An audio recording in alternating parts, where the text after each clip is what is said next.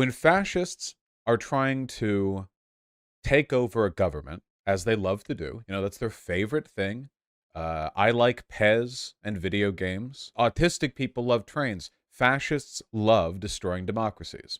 And the process of achieving that goal involves, on a very basic level, it involves gaining popularity and then taking advantage of existing popularity to bring the hammer down.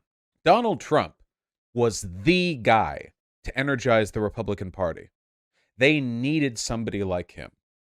They needed somebody to really cut through the phony suit and tie bullshit and just openly, directly, unambiguously represent every reactionary impulse that guides fascist decision making. They needed they needed someone fronting that right up there. The problem is people who are good at energizing and people who are good at well coordinated, disciplined efforts to deconstruct a democracy, these two are not always the same people. Take a look at Mitch McConnell. Mitch McConnell is perhaps more than anyone else currently in office responsible for the weakening of our democratic institutions. But nobody in the world is going to go out to a rally and lose their mind or go and martyr themselves as a right-wing militiaman over Mitch McConnell. Nobody in the world. This guy has done more to undermine our democracy than almost any other ever. But he could never do a Jan 6. He could never organize a Charlottesville. He just does not have that skill set. So right here we find the contradiction. We find the antagonism. Ron DeSantis is the best pick for the Republican Party in their continued effort to undermine our democracy. He's smarter than Trump. He has more discipline than Trump. He's more controllable than Trump. It's just the better pick. Donald Trump, however, was successful in energizing the party. And for that reason, my man Trump is not going down without a fight. I mean, he's got so much backing in the Republican constituency, and he's too much of an egotist to ever give this up. So there's going to be damage. Yeah, the Republican Party doesn't want Trump anymore, but Trump just wants applause. This is a very delicate situation for the Republican strategists. I'm telling you, I know this. From the bottom of my heart, I know this, okay?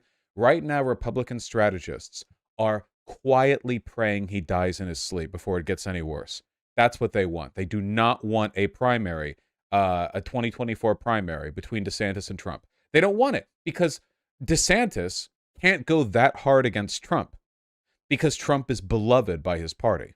Donald Trump will go as hard as he wants to against DeSantis because he doesn't care about anything or anybody besides himself. I don't even think Donald Trump cares that much about fascism. I don't think he could define it. I don't think he knows what it is. I think that Donald Trump is just sort of latently reactionary and extremely narcissistic, and just the best way as a narcissist who is reactionary to get attention is just to, feed into the loop. I think he likes his tendies. I think he likes his chicken nuggies. I think that's what gets him up out of bed. And hey, same, man, but I'm not a former president. Ron DeSantis does not care for nuggies, okay? He cares for genocide, white ethno-states. So, I think the primary Republican project of the next couple of years is going to be them making an effort to drag their constituency away from Trump and towards DeSantis. And that is probably going to involve, hilariously enough, Republicans suddenly starting to care about Trump shit in ways they haven't before. I anticipate an uptick in Republicans suddenly, seriously, discussing his relationship with Epstein, his infidelity, the terrible relationships that he has with his family, his weakness as a candidate, all the corruption and so on. Republicans are going to start, I'm telling you, it's going to happen. He's going to slowly get weaned in on by the GOP establishment because they're going to try to drag their constituency away. I don't think it's going to work that well, to be honest with you, for two reasons. First of all, Dyer Fox brings up a good point. A strong, not majority, but a strong portion of the Republican Party is like QAnon nutters, okay? These people will die before they stop supporting Trump. These are ideologically Trumpist, you know?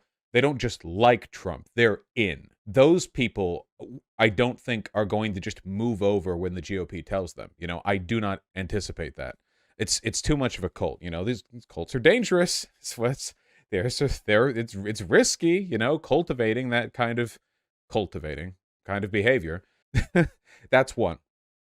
And two, no matter how hard the Republican establishment guns for it, I don't think you can get a lot of Republicans to care about the bad things that Trump has done, because I just don't think they care about bad people. If they did, why would they be Republican?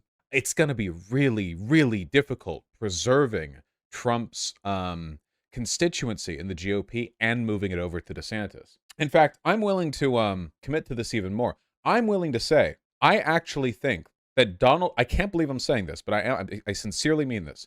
Right now, insofar as he represents an obstacle to GOP solidarity, I legitimately think Trump is the biggest obstacle to American fascism. I actually believe that. It's not Biden. It's not the Democratic Party. It's Trump's ability to sink the ship that he's on. I mean that.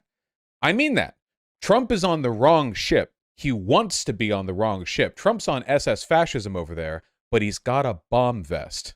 Okay? My man over here, it's not a matter of agreeing with him or anything like that. I'm just saying he's over there, and like the responsible bikers of Los Angeles streets, he has strapped propane tanks to his to his person.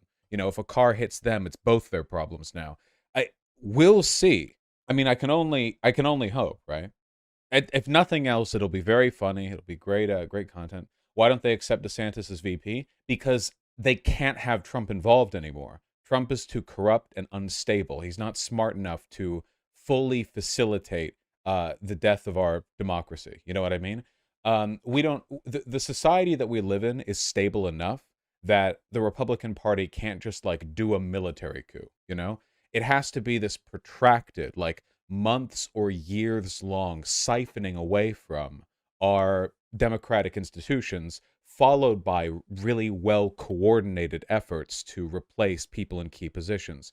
Trump is not committed enough to that process. He would probably blow the whole thing up. I mean, he might still. Why not have DeSantis as VP? No, that's what I'm saying. If Trump is in charge, like, that is a degree of instability they don't want to contend with, you know? It's a risk. It's a big risk. And he's got a huge ego. Yeah, that's true, you know? Not to mention, look what happened to the last vice president under Trump, right? You know, it's